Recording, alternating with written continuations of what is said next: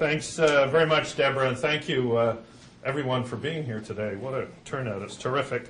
And I'd like to thank our host as well. This is, as everyone knows, the first environmentally sustainable office building in Toronto. So we're delighted to be here in this building to launch Zerofootprint Toronto. Zerofootprint is an innovative web-based tool, as you can see here, that Torontonians, residents, and businesses can use to address climate change and improve air quality. By using the Zerofootprint tool, Torontonians will be able to calculate their own carbon footprint and connect with others in their community to reduce greenhouse gases. Zerofootprint is a Toronto-based not-for-profit company whose calculators and other services are being used around the world to combat climate change. And I'm very happy to formally announce today that Toronto is the first Canadian city to become a partner with Zerofootprint in providing its tool to residents, and I very much hope not the last. In July 2007, Toronto City Council set a benchmark for cities and other orders of government in the fight against climate change and poor air quality when it unanimously adopted the Climate Change, Clean Air and Sustainable Energy Action Plan. And for those of you who attend City Hall regularly, you'll know unanimous approval is somewhat unusual. And I think it demonstrates the support across all sectors of Toronto society for this city and the people of Toronto and the businesses to lead the fight against climate change. Our action plan has set Toronto on the path to reducing our city's greenhouse gas emissions by 80% by the year 2050, which is an ambitious target and can't be achieved unless all Torontonians, residents, businesses, and governments act together.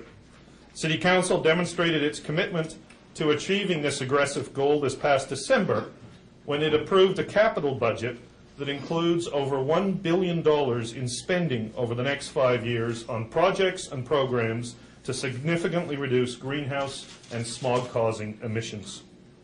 City of Toronto operations themselves account for only 6% of greenhouse gas emissions for the entire urban area. So we can't make a dramatic reduction in greenhouse gas emissions for the city as a whole if we don't have help from every single Torontonian. And as I travel around Toronto, I continually hear from residents that they want to help. They want to participate in the fight against climate change. They're glad that our city is a world leader, but they don't know what to do and they don't know how to start. The Zerofootprint Toronto web tool is one of our first initiatives designed to provide the answer to that question and engage residents directly in the fight against climate change.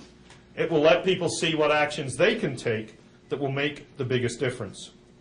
It's also a forum where people can connect with others with similar interests and objectives to share experiences, to learn about City of Toronto programs, to learn from each other, and to potentially connect to establish partnerships and initiate wider community action.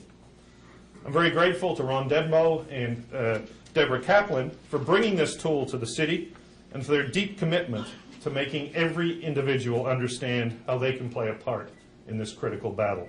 And I'd also like to thank Lawson Oates and Mark Beckering from the City of Toronto Environment Office for their efforts in getting Zerofootprint Toronto launched and making sure it's linked to our major climate change programs and projects. So to our partners and to city staff, thank you both.